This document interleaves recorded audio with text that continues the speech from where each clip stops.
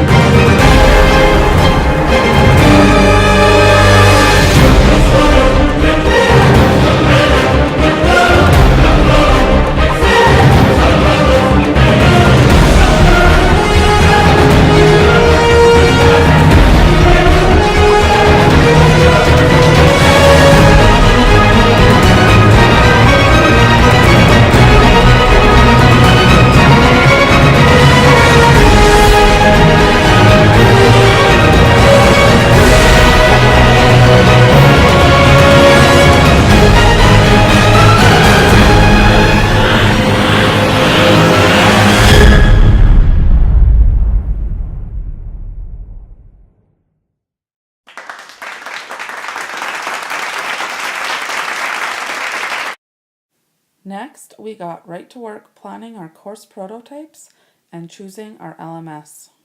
In no time, Kyle and Jory had reached out through Google Community to find out if anyone was interested in working on a course prototype on Genius Hour.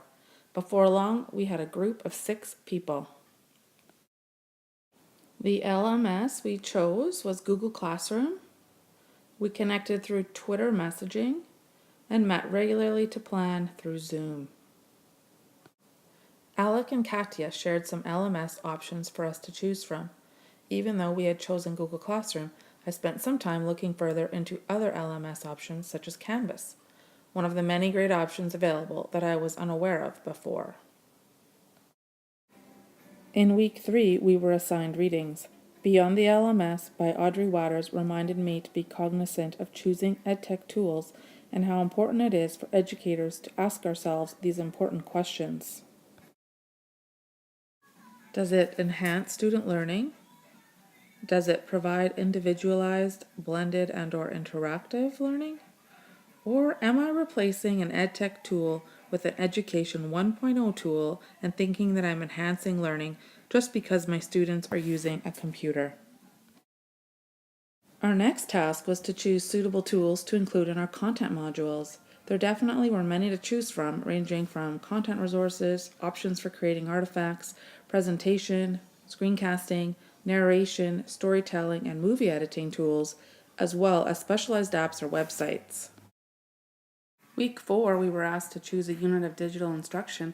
I was looking forward to creating an iMovie, and here is a quick look at it.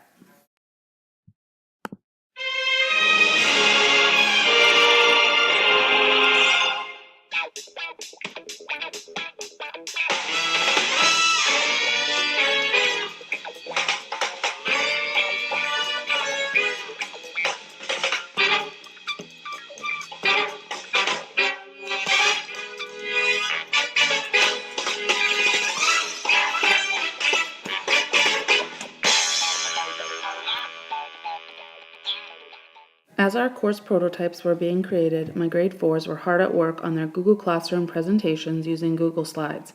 I found that both my students and myself all learned so much throughout this process and how they react and connect to educational technology tools.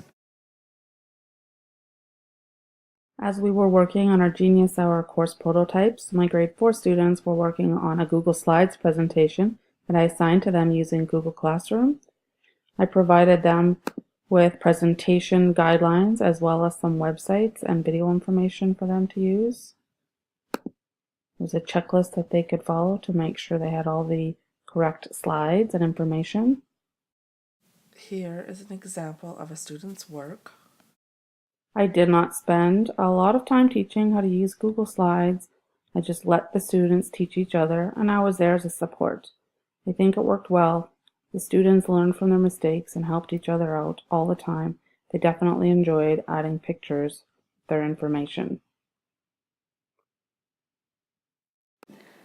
My aha moment week 5 was that I initially thought I learned and connected more from video, but after reading the required readings and reflecting on my own experiences, I realized that I'm definitely more a word person, considering I have learned by reading text for the majority of my life. In week 6, I learned more about the 3 myths of BYOD and felt a little bit more brave about tackling an iMovie project with all 46 students. The grade 4-5s worked with a partner to respond to a fictional storybook that needed to follow certain criteria using a video app like iMovie. Many students jumped on the chance to bring their own device to school.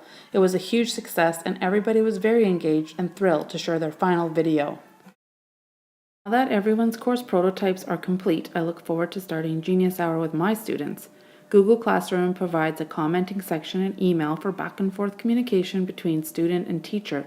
As well, blogging about how our projects are progressing will provide a building block for engagement and authentic learning. I can't wait to see more of the course prototypes in ECNI 834.